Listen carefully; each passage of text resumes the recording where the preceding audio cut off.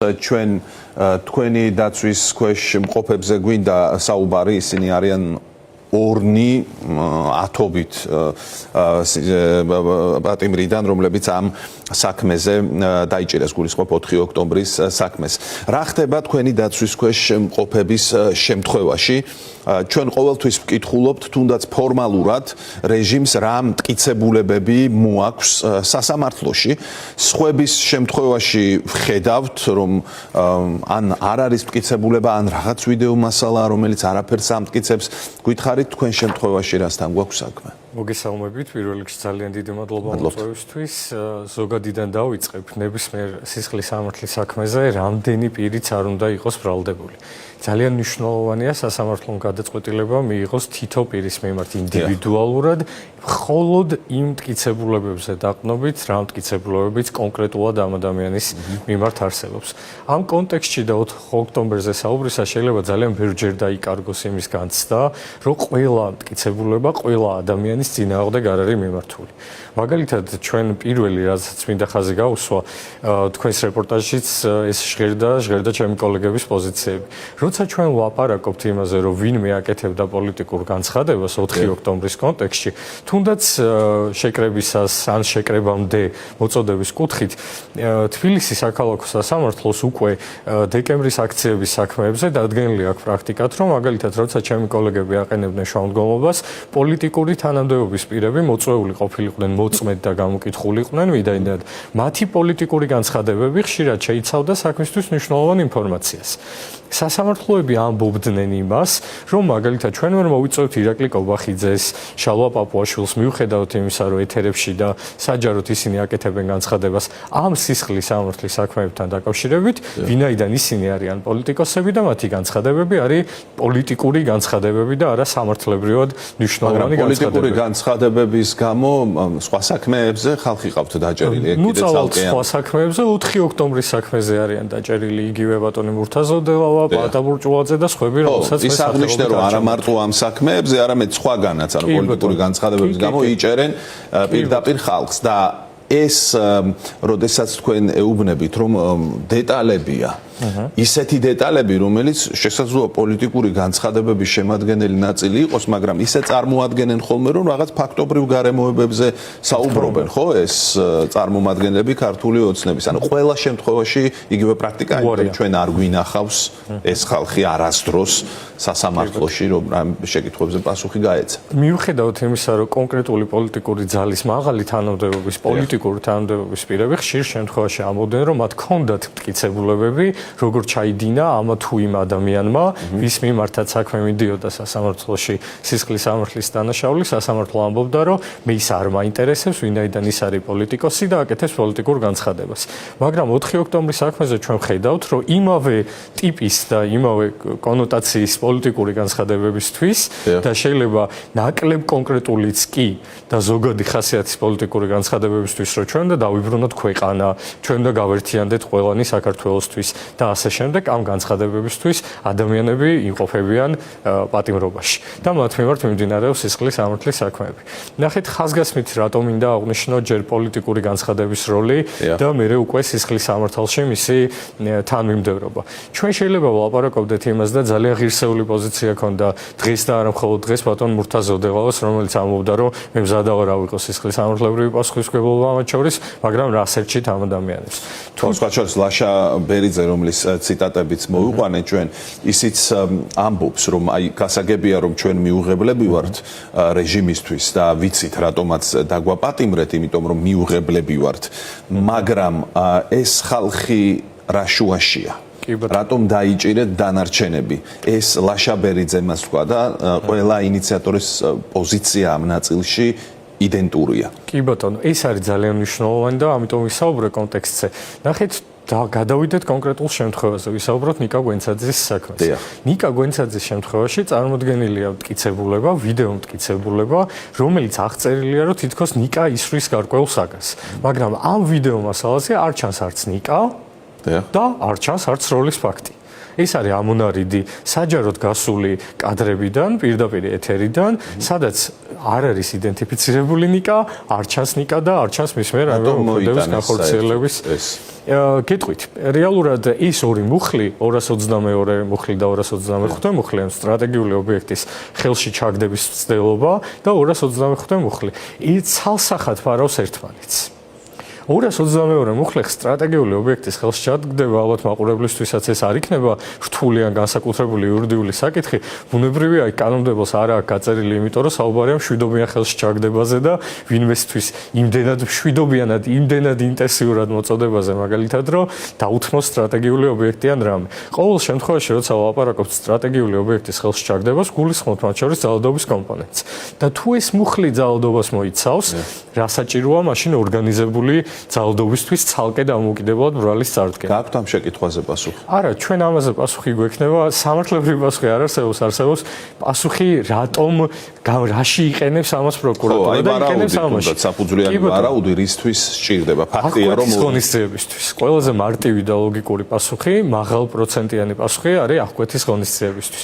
ერთ შემთხვევაში ეს არის ნაკლებად მძიმე დანაშაული, საუბარია სტრატეგიული ობიექტის ხელში ჩაგდების ცდილობაზე, ხოლო მეორე შემთხვევაში მძიმე დანაშაული, რომელიც 4-დან 6 წლამდე ითვალისწინებს თავისუფლების აღკვეთას, შესაბამისად თუ ისინი დაუმატებდნენ ბრალდებულებს ჯგუფურ ძალადობაში მონაწილეობის ბრალდებას, მარტივს გახდიდნენ სასამართლოსთვის დაეპატიმრებინა ისინი და არ გამოეშვა მაგალითად გირაოთი.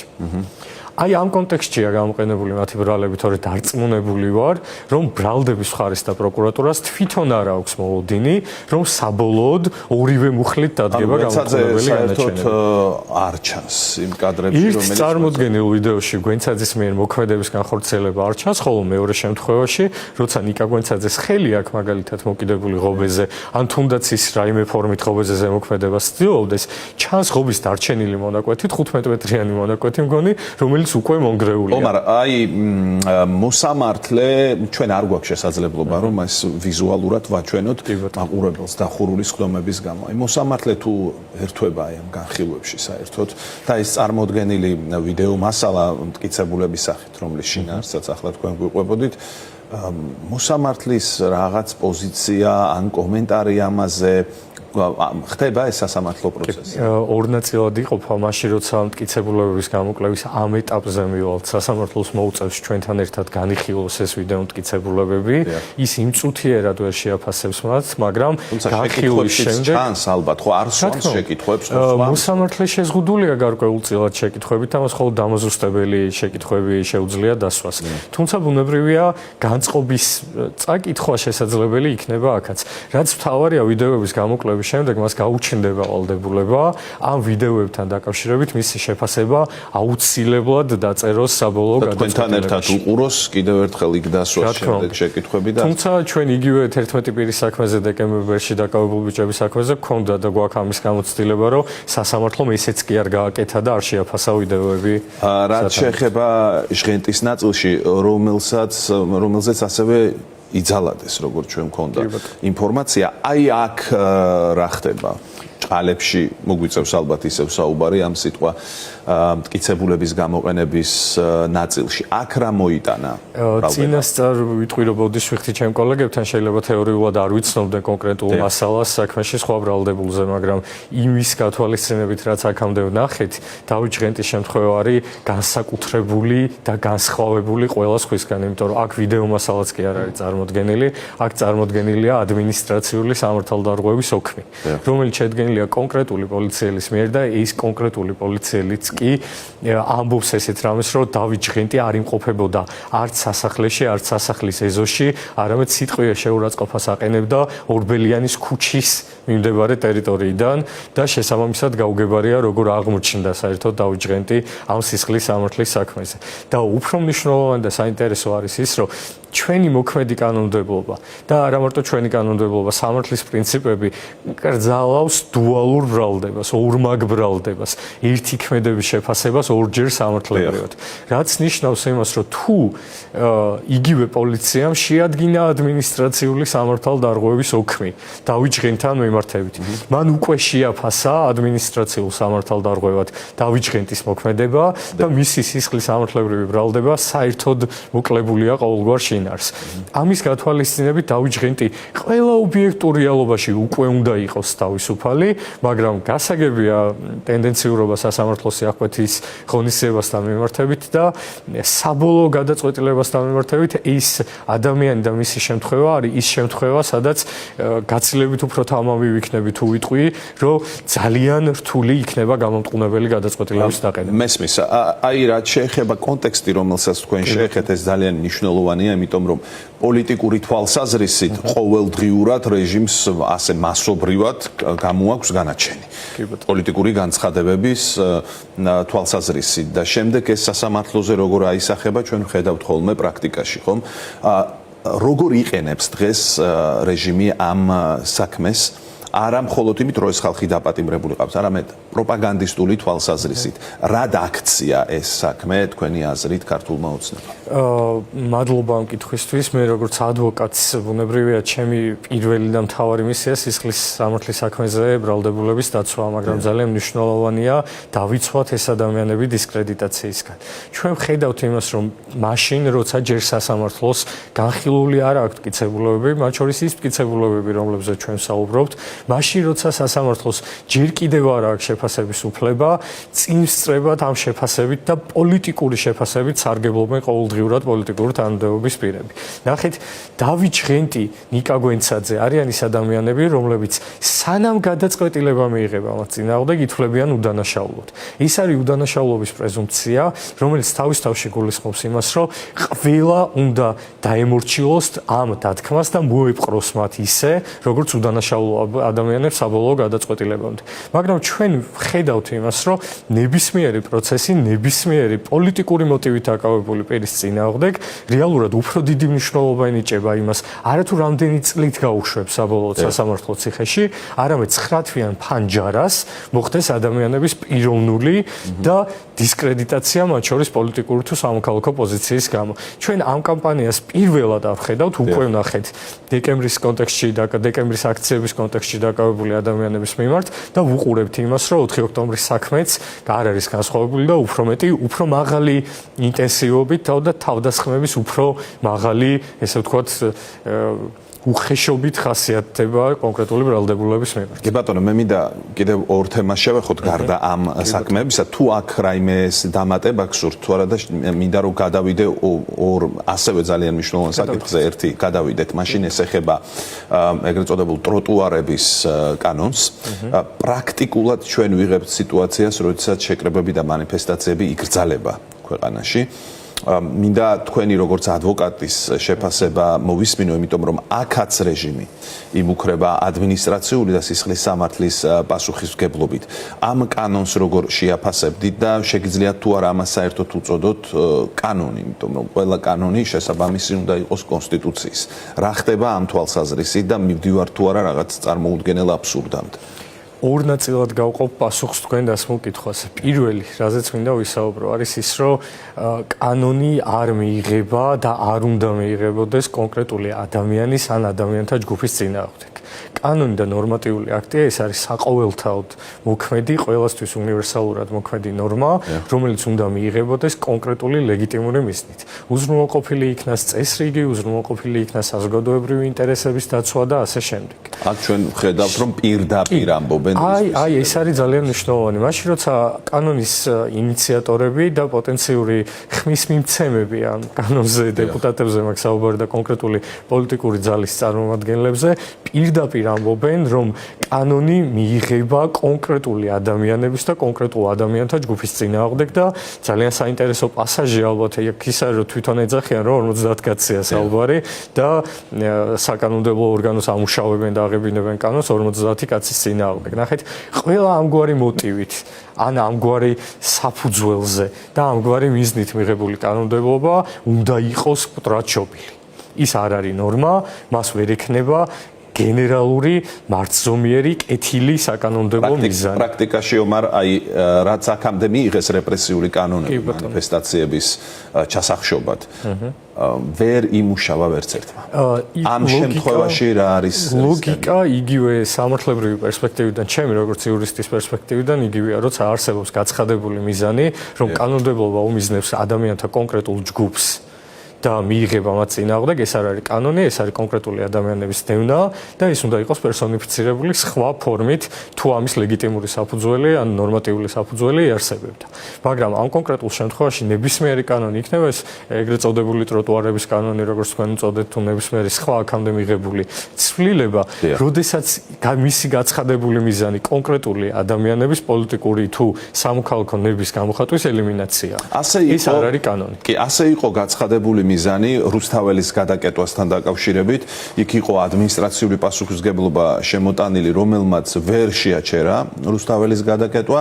შემდეგ უკვე სისხლის სამართლით დამუქრება, მაგრამ ვერ წავიდა ამ რისკზე და თავადვე ჩააყენა პოლიცია რეჟიმმა, რომ ძალიან ბევრი პოლიტპატიმარი არ მიიღო სისხლის სამართლის წესით დაკავებული.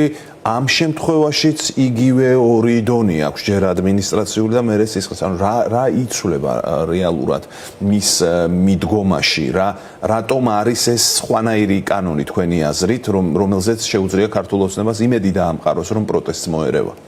არსებობს ალბათ ძალიან ბევრი სამართლებრივი სტატისტიკური მკვლევარი, რომელსაც ჩემზე ღრმა და კონკრეტული ინფორმაცია იქნება, მაგრამ ჩემი სუბიექტური პერსპექტივიდან რაც შემიძლია თქვა არის ის, რომ ცალკე აღებული სანქციის გამკაცრება რამდენად ეფექტურია ლეგიტიმური მიზნის მიღწევისთვის, არსებობს ალბათ უკეთესი საშუალებები. ჩვენ რასაც ეხლა ვლაპარაკობთ რეალურად და თქვენი დასმული პირველი კითხვის ორნაწილიანი პასუხიდან მეორე ნაწილი სწორედ ეს არის ჩემთვის. საქართველოს კონსტიტუციით გარანტირებულია თავისუფლად წინასწარი გაფრთხილების ან წინასწარი შეტყობინების გარეშე უიარაღოდ შეკრების უფლება. კონსტიტუციური დათქმა და კონსტიტუციური ნორმა არ ექვემდებარება არასოდეს იმგვარ ინტერპრეტაციას, რომ ის განიმარტოს ვინმეს უფლებების შეზღუდვის თვალსაზრისით. ნებისმიერ შემთხვევაში ყველა მიღებული კანონქვემდებარე ნორმატიული აქტი იქნება ეს თუ საკანონმდებლო ცვლილება, უნდა ემსახურებოდეს კონსტიტუციის ეფექტური აღსრულების მიზანს. მაშინ როცა ჩვენ ვიცით, რომ კონსტიტუციური მიზანი შეკრების და მანიფესტაციის თავისუფლების უზრუნველყოფაა და არა კონკრეტული ხელისუფლების სიმშვიდის. ყველა სანქციის გამკაცრება თუ ყველა ესე ვთქვათ წესრიგის მარეგულირებელი ნორმა, რომელიც რეალურად ზღუდავს შეკრებას და მანიფესტაციას, არ არის კონსტიტუციური მიზნისკენ მიმართული. ბატონო, დიდი მადლობა ვასრულებთ საუბარს, მაგრამ მინდა გითხოთ როგორც ადვოკატს იმასთან დაკავშირებით, რაც მოსალოდნელია ადვოკატთა ასოციაციაში, თავმჯდომარე უნდა აირჩიონ. თქვენ როგორ უყურებთ ამ პროცესს, ჯერ წინა პერიოდს როგორ შეაფასებთ და რა მოლოდინი გაქვთ საერთოდ აქედან აი ამ საკითხსაც შევეხოთ მოკლედ და შემდეგ დაგემშვიდობებთ. ძალიან დიდი მადლობა ამ კითხვისთვის, მათ შორის მე გახლავართ კანდიდატი აღმასრულებელი საბჭოს წევრობისთვის. საარჩევნო კამპანია, ისევე როგორც ყველა საარჩევნო კამპანია, საკმაოდ დაძაბული გამოვიდა და ესე ვთქვათ, ცხელი და მაღალი ტემპერატურის ფონზე, მაგრამ თქვენი ეთერის მეშვეობით ძალიან დიდი მადლობა მინდა გადაუხადოთ ჩემ გუნდს, რომელმაც ღირსეულად გაართვა და ეთიკის ნორმების სრული დაცვით ჩაატარა კამპანია. სულ 2 დღეა დარჩენილი და დარწმუნებული ვარ ამ 2 დღიან გამოწვევასაც სრულად მივიღებთ. თუმცა ძალიან წუხوار რომ ამის თქმა მიწევს, ჩვენი კონკურენტები არ ყოფილან ამდენად თავშეკავებული ჩვენთან მიმართებით. მათ შორის ერთ-ერთი პროპაგანდისტული მედიის თვალსაზრისით გამოყენებით და საშუალებით დაისხნენ თავს ირაკლი ჩომახაშვილს და დაიწყეს მისი დისკრედიტაციის კამპანია იმ ფონზე, რომ იგივე მედიები კონკრეტულ კანდიდატს უწევენ აგიტაციას, ლამის და პროპაგანდას. ეს თავდასხმა მართალია როგორც იურისტს მე არ შემიძლია მტკიცებითად ვისაუბრო, მტკიცებულებების გარეშე ვინმეს რამე დაუწამო, მაგრამ ძალიან გავდა კონკრეტული კანდიდატის სასარგებლოდ მეორე კანდიდატის დისკრედიტაციის ამას თქვენ აღიქვამთ რეჟიმის მხრიდან პირდაპირ ჩარევათ ამ არჩევნებში. მათ შორის ეს არის ერთ-ერთი გარე პირების მხრიდან ადვოკატის ნების მოდრეკის მცდელობა, მაგრამ ხაზგასმით მინდა აღვნიშნო ესეთი რამე. ადვოკატთა კორპუსი არც 2012 წლამდე შეშინებია არც ერთ მცდელობას თავდასხმის და მისი მოდრეკის. და როგორც ირაკლი ჩომახაშვილმაც თქვა ეს დღეს, არც 2025 წელს შეუშინდება რაიმე ზეგავლენის ან უხეშ ჩარევის მცდელობას. უფრო მეტი, ყველა ადამიანი, ვინც ცდის ჩარევას ადვოკატთა ასოციაციის არჩევნებით, დაისჯება იმით, რომ მისი მხარდაჭერილი კანდიდატი წააგებს უშანსოდ და უპირობოდ, იმიტომ რომ ამას მე მგონია, რომ არა მარტო ჩვენი გუნდი, არამედ არც ერთი ღირსეული ადვოკატი და ასეთი ძალიან ბევრია. თუ არა ყველა, არ აპატიებს ამ ჩარევის მცდელობას, არც რეჟიმს და არც ამ კონკრეტულ პროპაგანდისტულ მედიებს.